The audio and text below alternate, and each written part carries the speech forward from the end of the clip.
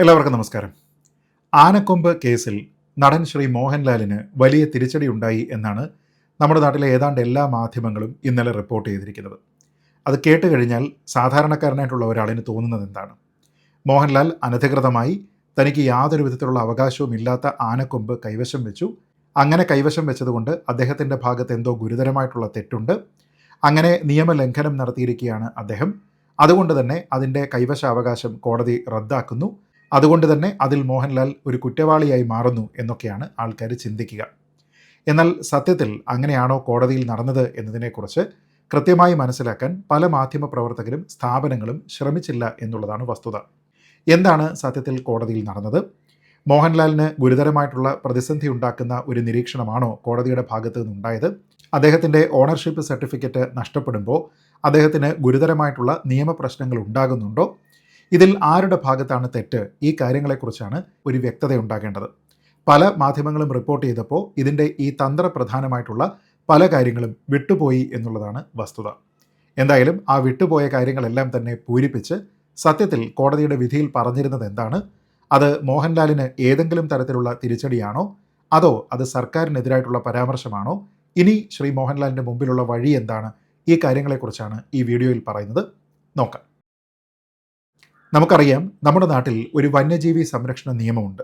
ആ നിയമത്തിൽ പറയുന്നതനുസരിച്ചാണ് നമ്മുടെ നാട്ടിലുള്ള വന്യജീവികൾ, അവരിൽ നിന്ന് കിട്ടുന്ന ഏതെങ്കിലും തരത്തിലുള്ള ആർട്ടിഫാക്റ്റുകൾ, ഇതൊക്കെ തന്നെ സൂക്ഷിക്കുന്നതിനുള്ള അവകാശം ആർക്കാണ് എന്ന കാര്യത്തിനെക്കുറിച്ച് നിർണ്ണയിക്കുന്നത്. സാധാരണഗതിയിൽ ഇതെല്ലാം തന്നെ സ്റ്റേറ്റിൻ്റെ പ്രോപ്പർട്ടിയാണ്. എന്നാൽ ഇതേ നിയമത്തിലെ സെക്ഷൻ 40(4) പ്രകാരം ഏതെങ്കിലും ഒരു വന്യജീവി അല്ലെങ്കിൽ ആ വന്യജീവിയിൽ നിന്നുള്ള ഒരു ആർട്ടിഫാക്റ്റ് ഏതെങ്കിലും ഒരു സ്വകാര്യ വ്യക്തിക്ക് ഓണർഷിപ്പ് സ്റ്റാറ്റസ് നൽകി അതിനെ അനുവദിക്കുന്നതിനുള്ള ഒരു അവകാശം കൂടി സർക്കാരുകൾക്കുണ്ട്. അതുകൊണ്ട് തന്നെ ശ്രീ മോഹൻലാലിൻ്റെ കേസിൽ അദ്ദേഹത്തിൻ്റെ 2 സെറ്റ് ആനക്കൊമ്പുകളും ആനക്കൊമ്പിൽ നിന്നുണ്ടാക്കിയിരിക്കുന്ന 13 തരം ആർട്ടിഫാക്റ്റുകളും അദ്ദേഹത്തിന് കൈവശാവകാശം നൽകി, ഓണർഷിപ്പ് നൽകി നമ്മുടെ സംസ്ഥാന സർക്കാരാണ് ഒരു ഓർഡർ ഇട്ടിരുന്നത്. ആ ഓർഡറിനെ കൂടി ചലഞ്ച് ചെയ്തുകൊണ്ടാണ് 2 ആൾക്കാർ കോടതിയെ സമീപിക്കുന്നത്. ആ കേസിലാണ് കോടതി ഇപ്പോൾ ഒരു വിധി പറഞ്ഞിരിക്കുന്നത്. പ്രത്യേകം ശ്രദ്ധിക്കുക, സെക്ഷൻ 40(4) പ്രകാരം സംസ്ഥാന സർക്കാർ ഇതുമായി ബന്ധപ്പെട്ട നോട്ടിഫിക്കേഷൻസ് ഇറക്കുന്നു. എന്നിട്ട് സെക്ഷൻ 42 പ്രകാരം അതിൻ്റെ ഓണർഷിപ്പ് അവകാശം ശ്രീ മോഹൻലാലിന് നൽകുകയും ചെയ്യുന്നു. ഈ കേസ് പരിഗണിക്കുന്ന സമയത്ത് കേരള ഹൈക്കോടതി നോക്കിയ പ്രധാനപ്പെട്ട 2 കാര്യങ്ങളാണ്.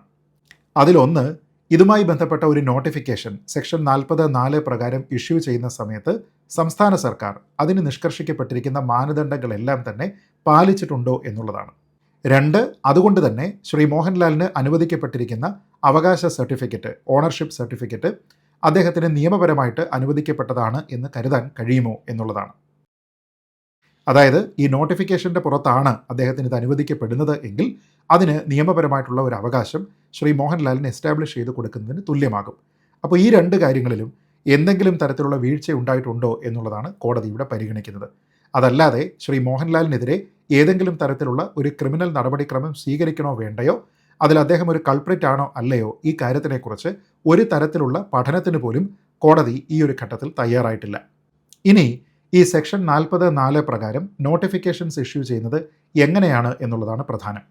ഈ നോട്ടിഫിക്കേഷൻസ് സർക്കാർ ഇഷ്യൂ ചെയ്യുന്ന സമയത്ത് അതുമായി ബന്ധപ്പെട്ട കമ്മ്യൂണിക്കേഷൻ നമ്മുടെ ഗസറ്റിൽ പ്രസിദ്ധീകരിച്ചിരിക്കണം എന്നാണ് നിയമം.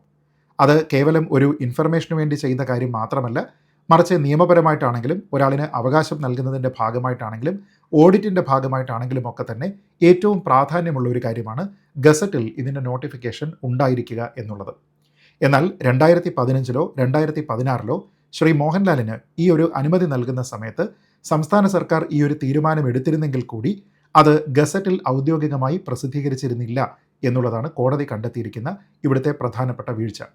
ഓർക്കുക, ഇത് ഗസറ്റിൽ പ്രസിദ്ധീകരിക്കേണ്ടത് ശ്രീ മോഹൻലാൽ അല്ല, മറിച്ച് സംസ്ഥാന സർക്കാർ ആ നോട്ടിഫിക്കേഷൻ ഇറക്കുന്ന സമയത്ത് അത് ഗസറ്റിൽ കൂടി പ്രസിദ്ധീകരിക്കുക എന്നുള്ളതാണ് പ്രധാനം.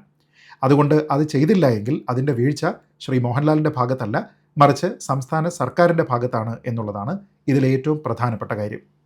ഈ വിഷയത്തിൽ സർക്കാർ സ്വയം ന്യായീകരിക്കുന്നതിന് വേണ്ടി പറഞ്ഞത് ഇതുമായി ബന്ധപ്പെട്ട വിവരങ്ങളെല്ലാം തന്നെ മറ്റു മാർഗങ്ങൾ വഴി പൊതുജനങ്ങളെ അറിയിച്ചിട്ടുണ്ട് എന്നും, തന്നെയല്ല സർക്കാരിൻ്റെ വെബ്സൈറ്റിൽ ഇതുമായി ബന്ധപ്പെട്ട കാര്യങ്ങളെല്ലാം തന്നെ, അതായത് ഈ നോട്ടിഫിക്കേഷൻ അടക്കം പ്രസിദ്ധീകരിച്ചിട്ടുണ്ട് എന്നുമാണ്.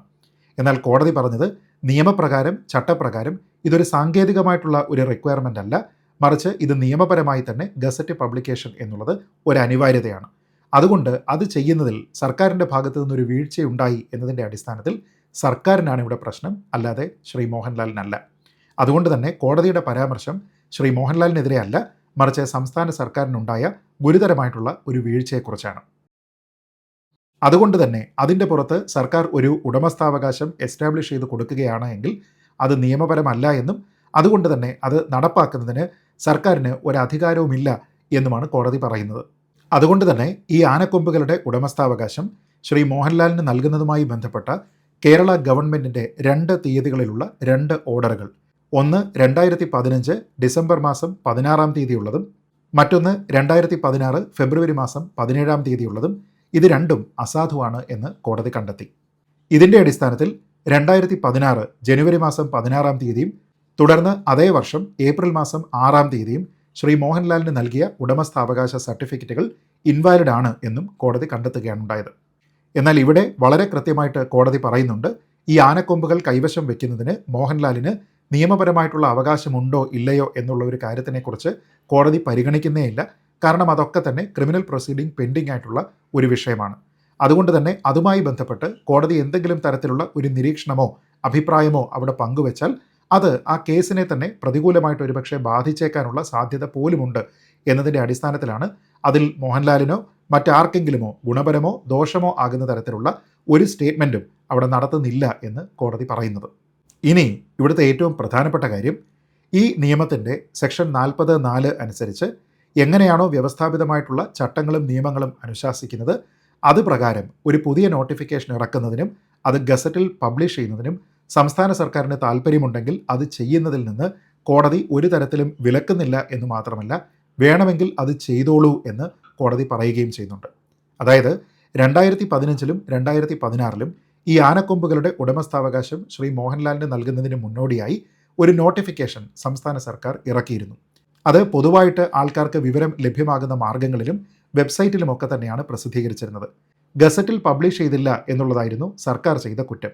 അതുകൊണ്ട് തന്നെ അങ്ങനെ ഒരു നോട്ടിഫിക്കേഷൻ രണ്ടാമത് വീണ്ടും ഇറക്കാമെന്നും അങ്ങനെ ഇറക്കിയാൽ അത് ഗസറ്റിൽ പബ്ലിഷ് ചെയ്ത് അതിൻ്റെ നിയമപരമായിട്ടുള്ള പരിരക്ഷ ഉറപ്പുവരുത്തണം എന്നുമാണ് കോടതി പറഞ്ഞിരിക്കുന്നത്. ചുരുക്കി പറഞ്ഞാൽ ഇതിൽ ശ്രീ മോഹൻലാലിൻ്റെ ഭാഗത്ത് നിന്ന് അദ്ദേഹം ചെയ്യേണ്ടതായിട്ടുള്ള ഒരു കാര്യവുമില്ല.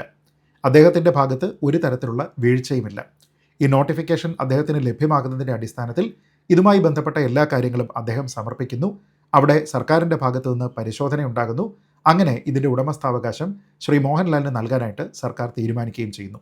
എന്നാൽ നേരത്തെ സൂചിപ്പിച്ചതുപോലെ ഇതിൻ്റെ ഗസറ്റ് നോട്ടിഫിക്കേഷൻ ഉണ്ടായില്ല എന്നുള്ള ഒരു കാരണത്താലാണ് ഈ പ്രോസസ്സ് മുഴുവനും വോയിഡ് ആബ് ഇനിഷ്യോ അഥവാ അതിൻ്റെ തുടക്കത്തിൽ തന്നെ അത് അസാധുവായി മാറുന്നത്. അതുകൊണ്ട് തന്നെ അങ്ങനെ അസാധുവായ ഒരു നടപടിക്രമത്തിന് മേൽ പിന്നീട് നൽകുന്ന ഒരു ഓണർഷിപ്പ് സർട്ടിഫിക്കറ്റിന് നിയമപരമായിട്ടുള്ള വിലയില്ല എന്നതിൻ്റെ അടിസ്ഥാനത്തിലാണ് അത് റദ്ദാക്കപ്പെടുന്നത്.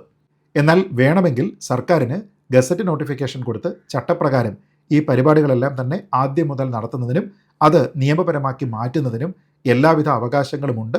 അത് ചെയ്യുന്നതിൽ തങ്ങൾ തടയുന്നില്ല, വേണമെങ്കിൽ അത് ചെയ്തോളൂ എന്ന് തന്നെയാണ് കേരള ഹൈക്കോടതി പറയുന്നത്.